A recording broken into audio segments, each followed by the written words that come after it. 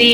அகமகிழ்வோம் அக்களிப்போம் என்ற வாக்கின்படி உங்கள் அனைவரையும் சந்திக்கும் வாய்ப்பில் நல்கிய இறைவனுக்கு நன்றி கூறி உங்கள் அனைவருக்கும் என் கனிவான வணக்கத்தை தெரிவித்துக் கொள்கிறேன்.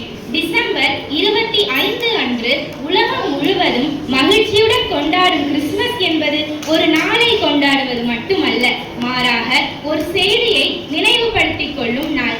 அது என்ன செய்தி? அது அன்பின் செய்தி, சமாதானத்தின் செய்தி, ஆசீர்வாதத்தின் செய்தி. 2000 ஆண்டுகளுக்கு முன் பழமை வாய்ந்த மாட்டு தொழுவத்தில் மன்னர்களின் மன்னன் ராஜாதி ராஜன் கடவுளின் திருமகன் எளிமையில் பிறந்தார். அவர் செல்வத்திலோ அதிகாரத்திலோ பிறக்கவில்லை, எளிமையிலும் தாழ்மையிலும் பிறந்தார். ஏனெனில் அவர் போதிக்க வந்த செய்தி அன்பு செய்யுங்கள், மன்னியுங்கள், அன்பை பகையை அன்பால் ஜெயித்து காட்டுங்கள், நீங்கள் பெற்ற ஆசீர்வாதத்தை மற்றவர்களுடன் பகிர்ந்து கொள்ளுங்கள் என்பதுதான்.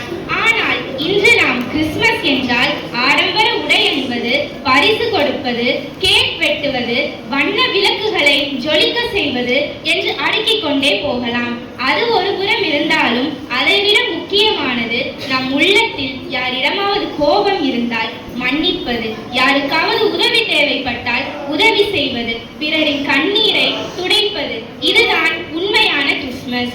ஜெர்மனியில் இருந்து உருவான கிறிஸ்துமஸ் மரம் மாட்டு தொழுவத்தை நினைவுபடுத்தும் வகையில் குடில், நண்பர்கள் குடும்பத்துடன் சேர்ந்து உண்ணும் சிறப்பு விருந்து, நள்ளிரவிலும் தேவாலயங்களுக்கு சென்று சிறப்பு வழிபாட்டு நிகழ்ச்சியில் கலந்து கொள்வது போன்ற மத கலாச்சாரம் வாய்ந்த ஒரு முக்கிய பண்டிகையாக கிறிஸ்துமஸ் திகழ்ந்து வருகிறது.